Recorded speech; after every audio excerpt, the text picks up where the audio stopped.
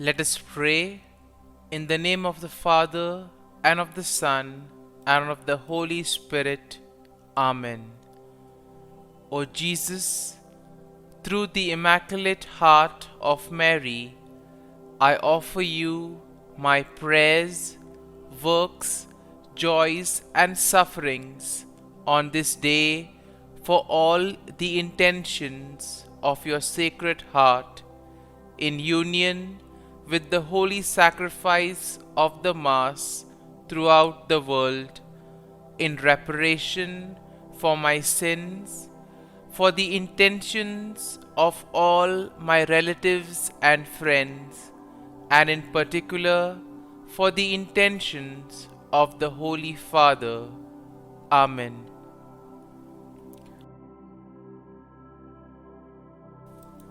The intentions of the Holy Father for the month of March. For victims of abuse. We pray for those who have suffered harm from members of the Church. May they find within the Church herself a concrete response to their pain and suffering. Our Father, who art in heaven, hallowed be thy name. Thy kingdom come, thy will be done, on earth as it is in heaven. Give us this day our daily bread, and forgive us our trespasses, as we forgive those who trespass against us. And lead us not into temptation, but deliver us from evil. Amen. Hail Mary, full of grace, the Lord is with you. Blessed are you amongst women, and blessed is the fruit of thy womb, Jesus. Holy Mary, Mother of God, pray for us sinners, now and at the hour of our death. Amen. Glory be to the Father, and to the Son, and to the Holy Spirit, as it was in the beginning, is now, and ever shall be, world without end. Amen.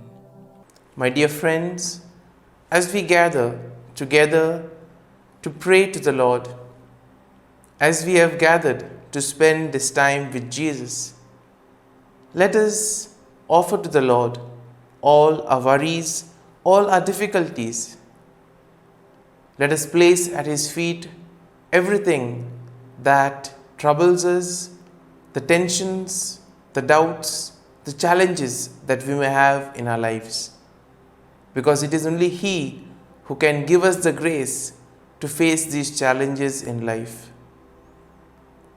At the same time, as we spend this time with Jesus, let us try to listen to what the Lord is telling us today. Sometimes we get occupied with our work, we are so engrossed in our activities that we are not able to listen to the voice of the Lord communicating to us in so many different ways. And therefore today, let us try to see what the Lord communicates to us as we spend this time with Him. But most importantly, it is important for us to begin by thanking the Lord, by being grateful for all the wonderful gifts that we have received, all the blessings He has bestowed on us. And let us begin by thanking the Lord for the gift of life. Lord, we thank you for giving us various gifts, talents, and abilities. We also thank you, Lord, for the gift of our family members, friends, relatives, and all those individuals who have played an important role in our lives. In some way, we are who we are because of the hard work, dedication of these individuals who have gone out of their way in order to help us grow and become better people. And Lord, as we spend this time with you, we also bring to you all our prayers, all our petitions. And now, let us reflect and meditate on Psalm 46. As always, we shall have a general overview of the psalm and then we shall reflect on it in detail.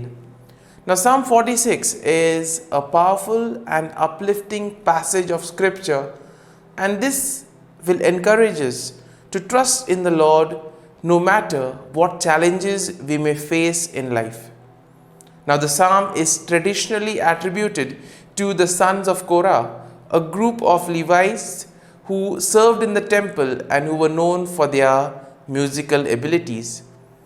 And we see that overall, Psalm 46 is a beautiful and comforting psalm that reminds us of God's power, His presence, and most importantly, His protection.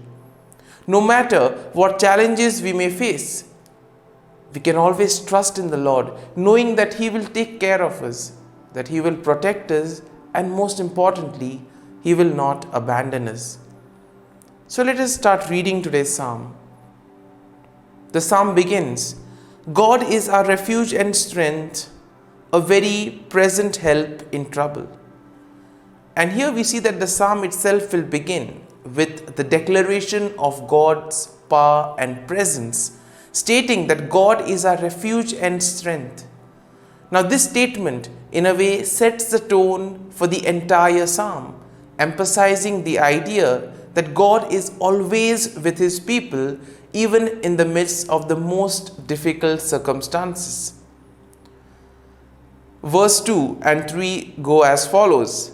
Therefore we will not fear, though the earth should change, though the mountains shake in the heart of the sea, though its waters roar and foam, though the mountains tremble with its tumult. And here we see that the psalm will go on to describe several different scenarios in which the people of God might find themselves. Now, in verses 2 and 3, the psalmist speaks of earth giving way and the mountains falling into the sea. Now, these images, in a way, are meant to convey a sense of chaos and destruction. But even in the midst of such upheaval, we see that the psalmist declares that God is still with His people. God remains faithful to His people so that there is no need for the people to fear. The psalm continues, there is a river whose streams make glad the city of God, the holy habitation of the Most High. God is in the midst of the city. It shall not be moved. God will help it when the mountains and the mornings dawn. The nations are in an uproar, the kingdoms totter. He utters His voice and the earth melts. The Lord of hosts is with us. The God of Jacob is our refuge. Now here in verses 4 to 7, we see that the psalm shifts to a description of the city of God, which is a symbol of God's kingdom and His presence among the people. Now the psalmist describes how God protects the city and its people even in the face of enemy attacks. Now, the imagery that is shown over here is quite powerful and inspiring, and this in a way reminds us that God is our protector and our strength. In our lives too, we face various situations where things look difficult, and therefore the psalm will invite us to have faith, to trust in the Lord even in these most difficult moments of our lives. And we see that the psalm concludes, come behold the works of the Lord, see what desolations He has brought on the earth. He makes war cease to the end of the earth. He breaks the bow and shatters the spear. He burns the shields with fire. Be still and know that I am God. I am exalted among the nations. I am exalted in the earth. The Lord of hosts is with us. The God of Jacob is our refuge. And here, my dear friends, we see that the psalm concludes with a call to all the people to recognize God's power and to be still in His presence. As we said earlier, God communicates to us in the silence of our hearts or through the people around us. And that is why it is important for us to see what the Lord is trying to tell us today, either through the psalm or to the people or in the silence. Let us listen to the voice of the Lord. The psalmist writes, "Be still and know that I am God. I will be exalted among the nations. I will be exalted on the earth." And here we see that this verse is very often quoted as a reminder to believers to take time and be quiet and reflect on the presence of God in their lives. My dear friends, as we have meditated on Psalm 46, let us now close our eyes at this morning hour and let us thank the Lord. Let us praise the Lord. Let us glorify the Lord. Loving Father, you have given us this time in the morning. You have been gracious to us. You have given us your Son, our Lord Jesus Christ, who has cleansed us from our sins. He has taken away all our sins and has given us new life. Lord, as you have sent us the Holy Spirit, we ask you, Lord, to bless us and protect us. Lord, you have given us good health of mind and body. You have kept us safe. You have given us a good night's rest.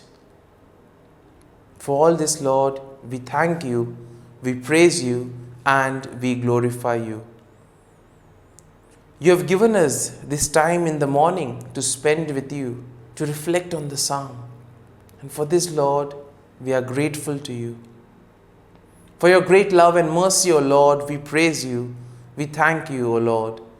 You are merciful and you have blessed us in so many ways. Lord, we offer this day to you. Whatever we do today, may it be according to your will. Be with us, guide us, protect us, so that all our words and actions may radiate your love, joy, and mercy to the world around us. My dear friends, let us now spend a few moments in silence, reflecting on Psalm 46. Let us try to recollect some verse that we liked, or maybe a thought that touched our hearts. And let us meditate and reflect over this verse or this thought. And let us allow the psalm to take root in our hearts, so that we too may be able to place our faith and trust in the Lord. So that even in the most difficult situations in our lives, we may trust in Him and dedicate all our life to Him, knowing that He will be there to guide us and protect us in every situation.